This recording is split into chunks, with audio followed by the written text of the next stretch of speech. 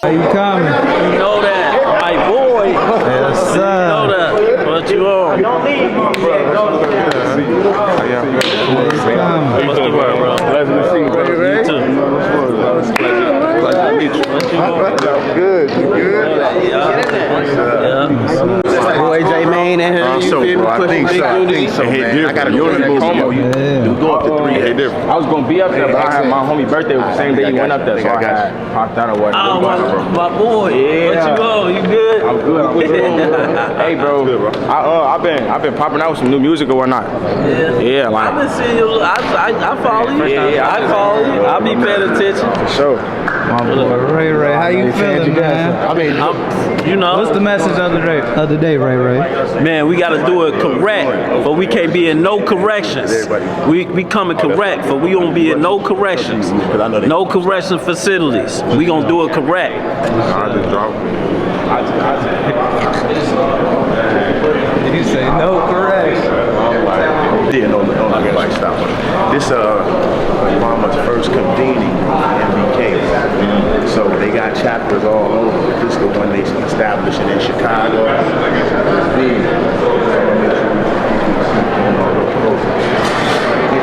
Show you Pam. How you feeling, brother? It hit different. I'm blessed and highly favored. It hit different. I can't complain. Got the one and only Woo Man himself.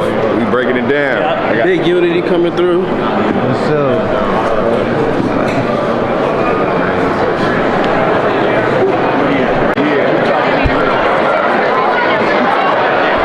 My boy, how you coming? What's going on? You know, we in here. Big unity.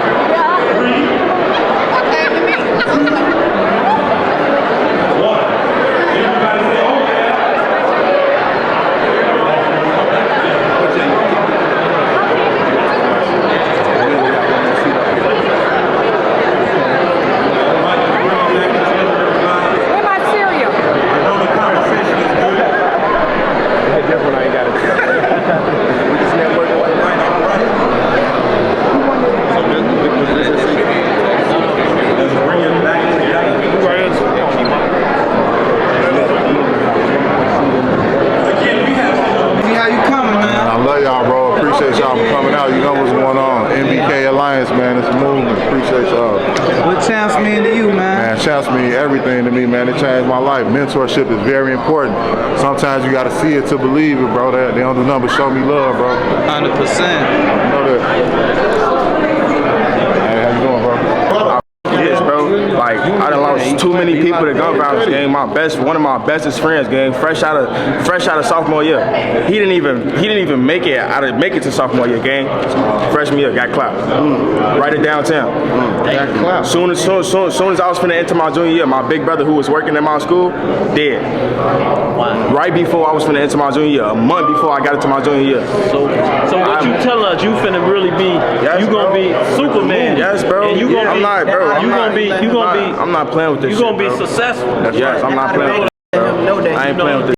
his crowd. I'm not like even though I still so much now, so I know you rap own and talk like that. Like that, bro. Inside of me know what's really going on. You feel me? The inside of me know what I really want and the shit that right there. you know what I'm saying, bro. I ain't man. Never let no man tell you because of what you rapping about. When you an artist, you know artists they just paint with their hands. Yeah. They never know what might come out.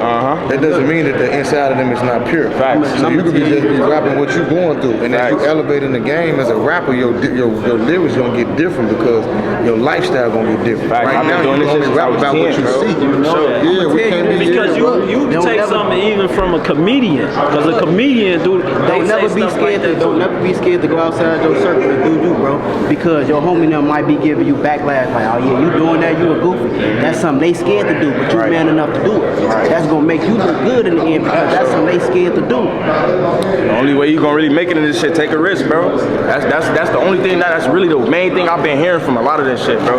Like you ain't gonna really make it nowhere if you don't step out your comfort zone and go take that risk, bro. And just to see us now working together and coming together.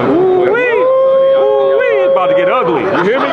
Huh? It's already Left, right, and the uppercut. Boom.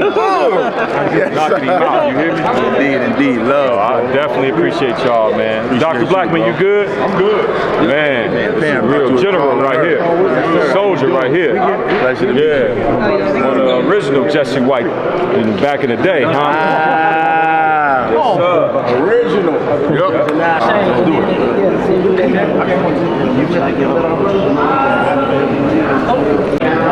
Yeah, I got it.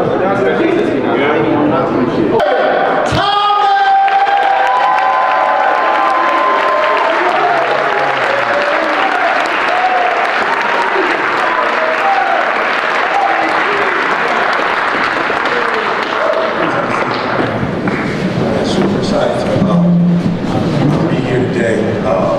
Is there a particular, just boom? I love it. All right. Man, super excited to be here. First of all, I just want to, just show love. I'm here because of a relationship, and that's my relationship with Vondell. So can we put our hands together? I first found out about this organization through my boy Chris, and then Vondell, and we kind of, just built that relationship. And I want to talk about that today. Now, I'm going to show you an image, right? And you got to do me a favor. You got to be mature, right? One of the things I will not do is I'm not going to waste your time repeating and rehearsing things that we always talk about in our community. I want today to be a day. I wouldn't insult you like that. I want today to be a day of individual and collective action. So one of the things I want you to do when you walk away is I want you to walk away with what did I know already that I'm not implementing, and how do I implement it? Does that make sense? Right? So I want to encourage you. For those of you who don't know my story, I won't bore you, but I will say that my story started here. My mom, 17 years old, just found out she was pregnant, right? Senior at Dunbar High, right? And in those days, they didn't have programs. Let's just say that. They didn't have programs for pregnant women. Amen. Right? She got kicked out, right? And my mother was blessed in that she had done so well academically that when she got kicked out, her grades were so high that even when she missed the rest of that particular school year, she still got all C's, and she was able to get her degree. Amen, shout out to Mom. Right? But just being a kid in Chicago, there was a lot of challenges, right? And so I speak to you as someone who did not have his biological father in his life. My mom moved to Detroit, married. I left school probably my junior year, kind of went back a little bit, but ended up dropping out. Lived in abandoned buildings, ate out of trash cans, right? And none of that is important to you, but the thing I want you to understand about me standing here is this idea of transformation, right? Like, I could have been a statistic, I could have gone to prison, I could be dead, like, I could be mediocre, right? But one of the things is I don't come from a mediocre environment. Does that make sense? Okay, I want to say that again. I don't come from a mediocre environment. Does that make sense? And so for me, I understand why if you were to go online and you would see a lot of things that we've accomplished, whether it's the Tuskegee Airmen, whatever, I understand this ideology of stripping that from the records, because if young people could see that and know where they come from, they're going to duplicate what they see. Does that make sense? Right? And so I need us to understand that there is a war on mediocrity. There's a war, right? And we shouldn't be bothered by the war because we were never mediocre in the first place. And we didn't get to where we are being mediocre. So one of the challenges that I have is that we need to determine what our level of excellence is, and we need to duplicate it, and then we need to demand those who are in our circle of influence rise to that level. Okay, I'm gonna say that one more time. And I'm saying this in the spirit of my late grandmother, who did not give us an option. Right? I know we gentle parenting now. It's a new era. Okay, I respect that. I know folks are videoing and they're gonna put stuff up, and I boldly speak on behalf of my grandmother. It was not a gentle parenting environment. Amen. It wasn't full of options. It wasn't full of options, right? It was, here's the standard. You will meet the standard or I'll crucify you. Right? And I don't use the word crucify symbolically. I use crucify meaning we're gonna go get those switches from outside and we're gonna deal with you, right? So there was a level of, there was a standard and then there was accountability, right? I'm about to show you an image. You must be mature. You must be mature when I show you this image. Because what I want to share with you in this image is not necessarily just the individuals in the image, but I want to show you what the standard is currently and what we should mirror as it relates to the standard. Is that okay? Okay, now I'm about to show you that. I'm about to show it to you, but you gotta be mature. Okay, raise your hand if you can be mature when I show you the image.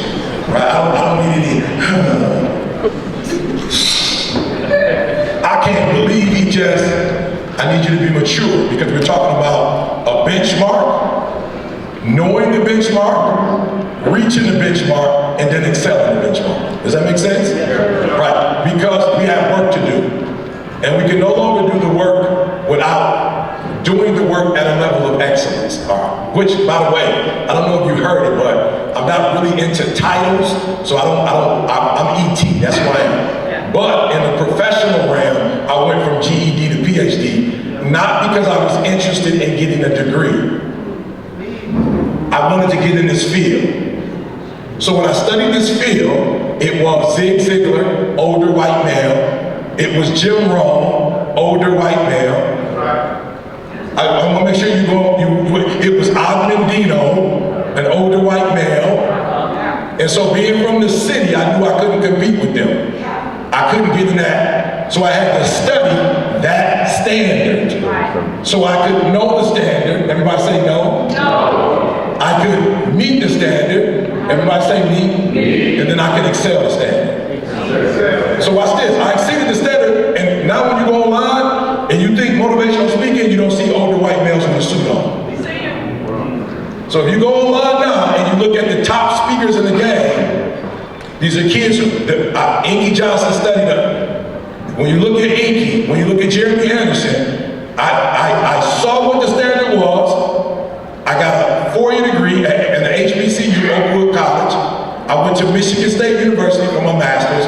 I went to Michigan State University for my PhD. I didn't go for a title. There's no way to compete with white male speakers without sitting down with white male teachers. I needed to know what the standard was. I needed to meet the standard, master's, PhD, and then I needed to exceed that standard. Does that make sense? I just want to make sure we're all on the same page. So this isn't about titles. There was a language that I did not have. Does that mean Chicago language? So this is how I grew up, y'all. I grew up Chicago, Gary, Detroit.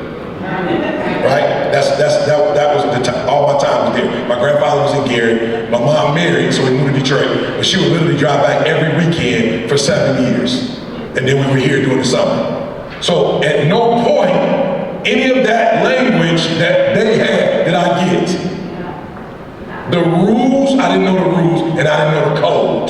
Does that make sense? So going to Michigan State, I would listen to them, it's like, oh, I got it. So now, if you come from where I come from, you would hear speakers, but it would be preachers. And in our community, a preacher will do 3 stories, and he don't finish none of them. You just know what he, but you get what he's saying. He done started it, he done went to another story, he done came back, he ain't finished none of it. Then he hooping at the end. Now there's nothing wrong with that, but it didn't put me in a position to compete with a Tony Robbins. Does that make sense? And so there's a language we need, there's a code we need, there are rules we need if we're going to win this battle. And if our babies are going to win the battle. So our first image. So So I don't know if you guys had an opportunity to see the inaugural, but over $1 trillion in wealth was at that. So again, I just want you to see the model. You see, I don't know if we've ever witnessed a president of the United States of America being surrounded by billionaires. That's a lot of resources. That's a lot of influence. That's a lot of impact. I'm gonna say it one more time. Just pretend that this is Bendino. This is Zig Ziglar. This is Jim Rohn. This, my friend, is a model. Now, I believe one day I will get to the point where I'm surrounded. I probably got about, actually, that's how I got here. One of the gentlemen that I was blessed to be in his presence was Warren Buffett, right? Who I was able to be in his presence because of a quote unquote mentor. I don't know if you guys, collaborative effort, right, which we just saw, and trust me when I tell you, it pays to have influential people on your squad. Okay, I'm gonna say it one more time. Symbolically, we actually have this right now in this room. We just don't really have it because we're not collective. We're just in the room together. So no, I'm gonna say it one more time. There was a lot of people that came in here and left, and so while we're in the same proximity, we're not collaborative. And so that's the first goal.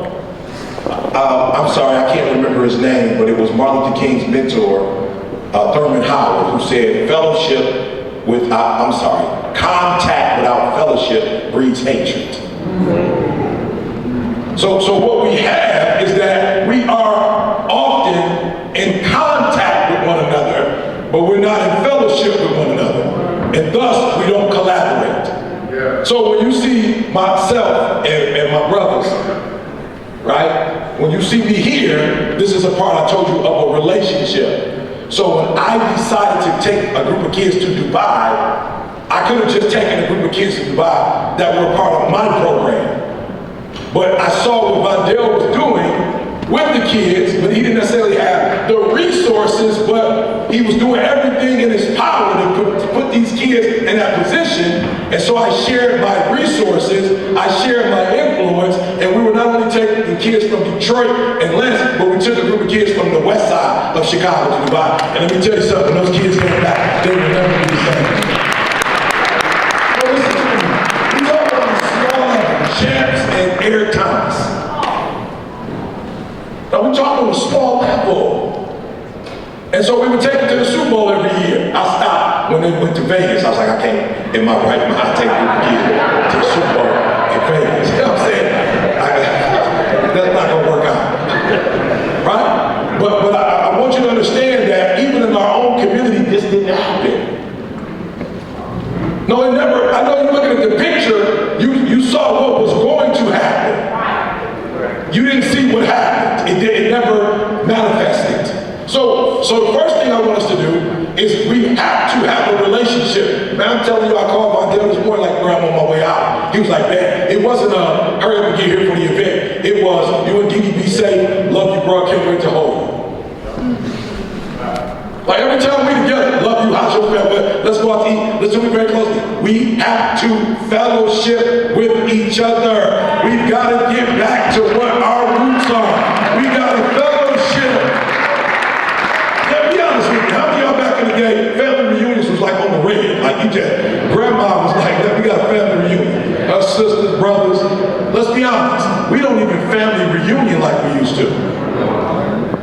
We don't do like that anymore, so we got to get back to the fellowship. I'm not going to be deep. We have to get back to the fellowship because it's in fellowshipping that we know what we need from each other. And how we live excellent. So watch this. There are certain things I don't have to beg for. Why? Because I am at a level of excellence. And I'm not at a level of excellence because of myself. I'm at a level of excellence excellence because of the individuals. Make sure you look this name up, Tony Knuckles, right? I'll never forget, I was speaking, I did 8 gigs, 4 one day, 4 the next day. Tony Knuckles saw me maybe the last 8 minutes of my presentation, and he said to me, young man, you are a phenomenal speaker, do you do corporate work? I said, no. He said, you need to do corporate. I said, I'm not interested. He said, you interested. I said, no, I'm sorry, sir, you didn't hear what I said. I'm not interested in corporate work. I do urban schools. I go to the hood. I go to the HBCUs. I'm not interested in corporate. He said, yeah, you know, definitely. If you said what you just said, you're definitely interested in corporate. I said, what does that mean? He said, bro, it sounds like whatever you're doing, the resources aren't mutual. Come to corporate, it's mutual. And with a gift like yours, and so training and development, saints, training and development is next. There's some things that your heart is in it, some change that you want to invoke. There's some things that you need to quicken loans. He said, do me a favor, sit next to me. And boom, he would speak. And afterwards he said, what did you catch? I said, well, you did this, you did this. He said, all right, got it. All right, I'm gonna give you an opportunity. And I would go, he pulled me to the side. That was good, but this was wrong, that was wrong, that was wrong. And 8 months later, he was like, yo, you ready? I said, ready for what? He said, you ready to sit before Dan Gilbert, the CEO. You ready to speak to the CEO? You ready to speak to the CFO? These are some of the most powerful men in the city. You ready to sit next to these guys? I was like, all right, bet, go, boom. He was like, you got it. And I went from charging $5,000 to $10,000 to today I demand anywhere from 150 to 200 grand a presentation. Somebody got me in the door and somebody trained me. Right? They train. And I'm gonna be honest, when you really, really get trained, like you can do your thing, nobody even know you trained. I love it. I love it. I went to a church just recently and I was in the back like this and I left and the older lady was like, can I talk to you for a minute? I was like, yes ma'am, what's wrong? She was like, you need Bible study. I was like, oh, something about me look like I don't know, I guess I don't look like I know Jesus. No, but I understood what she was trying to do and then I played the fool. Okay, give me Bible studies. And she gave me a book and I went home and I was like, man, this book said it was published in 1976. You just gave me some religious materials that was published back in the 70s, 80s. It's outdated. And so are you. You don't have the type of strategy that you would evaluate me first to see if I needed Bible studies. You don't even have the type of strategies to see about you judge like you judge clothing. This what you're wearing is nothing wrong with it, but that's some 80s church. That's some 90s church. People don't come to church for clothes no more. They come for Jesus. It's different. So I can tell your methods out there. There's nothing wrong with you, but you were trained in the 70s and you never got retrained. Whatever you showing me, matter of fact, I studied this book and I passed this one out. I want to give you a new one that we're using now that actually has a black man face on it. It would probably be better for you if you're in the black community to show a black face and not a white face. This ain't the 70s. Are you hearing what I'm trying to tell you? So we have been trying to strategize forever. Now is the time to actually do it. Okay, I'm gonna say that one more time. Now is the time to actually, Vondale, Eric, let's sit down. We don't have to fight each other for resources. We don't have to compete. I don't have to come in the room and suck all the air out of it. No, I'm talking to somebody right now. One of our challenges is every time we come in the room, if we somebody, everybody got to know we somebody. Ain't nobody nobody. Ain't nobody nobody. Ain't nobody nobody. The mission is everything.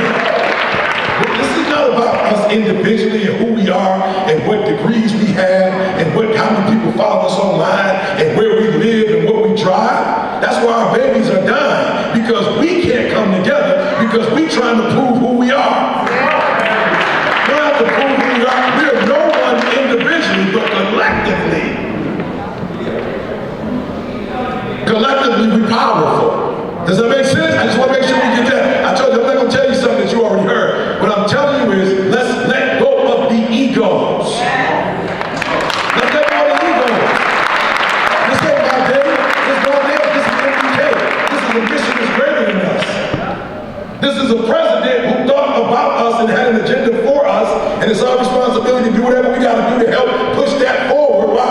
our babies are the one that's going to be, they going to suffer if we don't come together.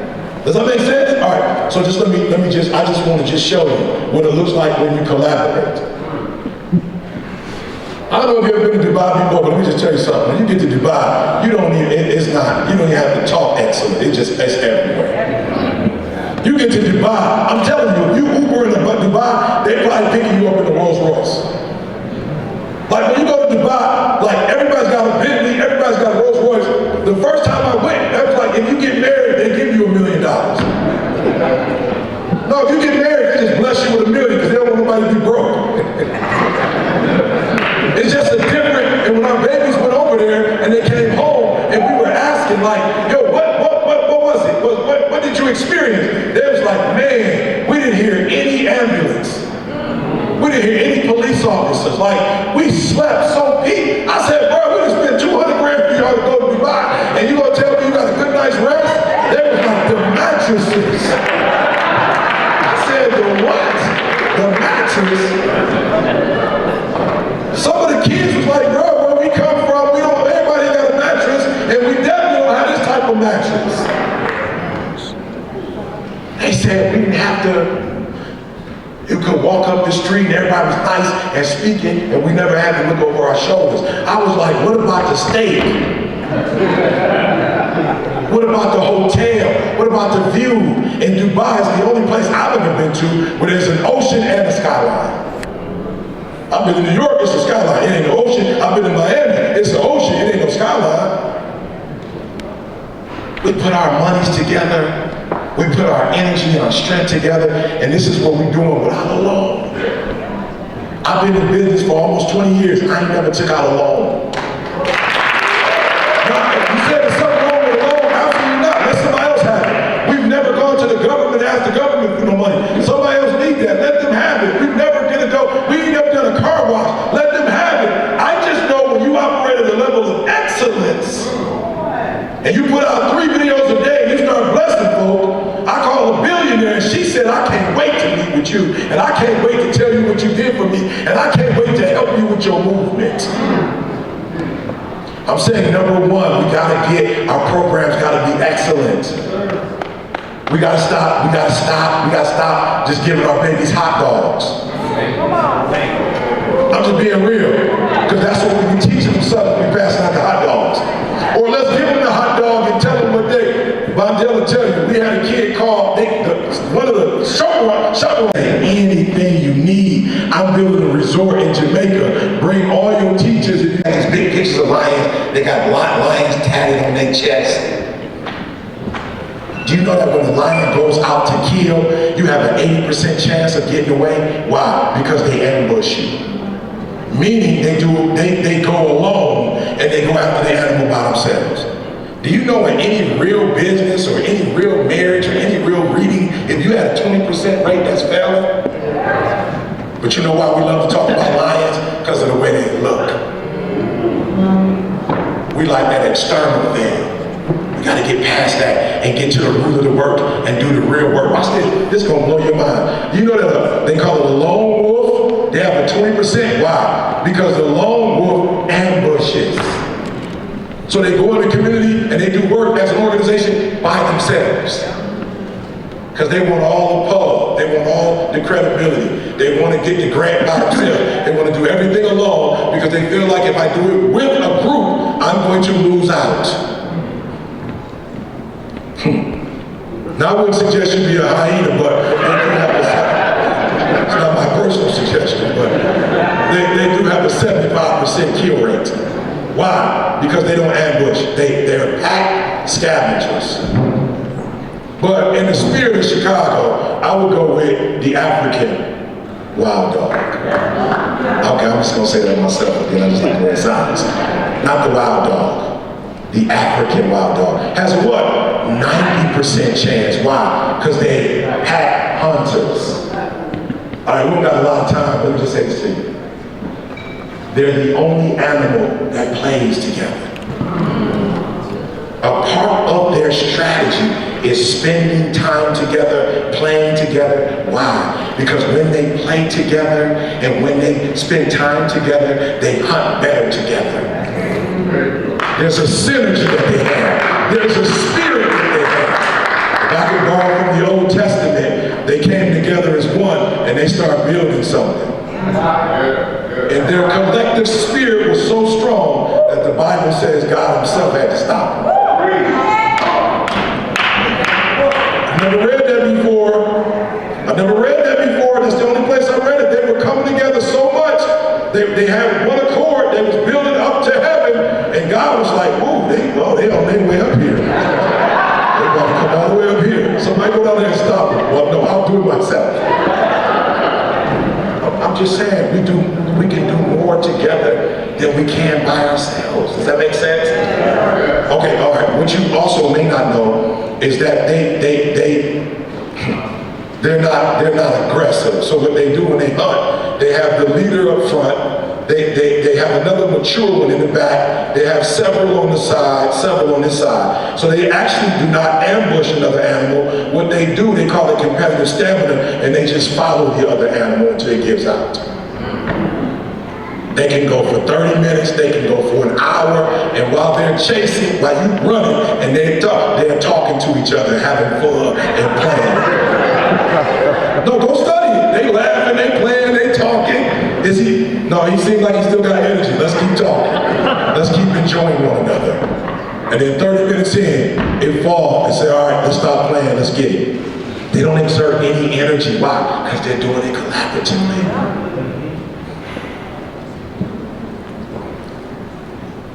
Once fully grown, these Clydesdales are Young Will, man, eye of the trenches, man. What was it like being in the space with all these black organizations? Got the eye of the trenches. He the best to ever do it. It was beautiful. Coldest in the world. Hey, Will, when I get rich, bro, you already paid for it. You hear me, Will? You already set. You hear me? You set and written in stone. GC, you set and written in stone too. I already got you a clothes thing and everything set up for you and everything. I got you in the backstage set up. Ain't nothing to worry about. Hey, look, I got you a Nike shirt. Right in the middle, you ain't even gotta move it too much. I can tell it's moving Hey, too look, much. I got that See, Nike that's how shirt my eye for you too, work. bro. But Let me ask you this question again. What was it like to be in a room with all these black organizations? okay, on a serious note, it was beautiful though. The key word is unity, but like one thing that stuck out to me when Eric Thomas was talking about the African wolf dogs, or wolf, however you say it, but he spoke on them. When they go hunt and stuff, right, they got a 90% kill rate, right? But he said the whole time they hunting, they tiring the victim out, but guess what they doing? They playing the whole time they hunting. They playing with each other. So like, you see this right now? We on a hunt right now. But you see how we laughing, joking and everything? They wasn't laughing. Ain't nothing funny about what we doing, but we still having fun while we with each other. We playing and we gonna have a 100% kill rate for who we gotta get. Metaphorically, bro. Yes, sir. Metaphorically. Yes, sir. So don't get it twisted. That's why we gotta stop. But yeah, that's all. Man, That's it. Yes, sir. Out of the trenches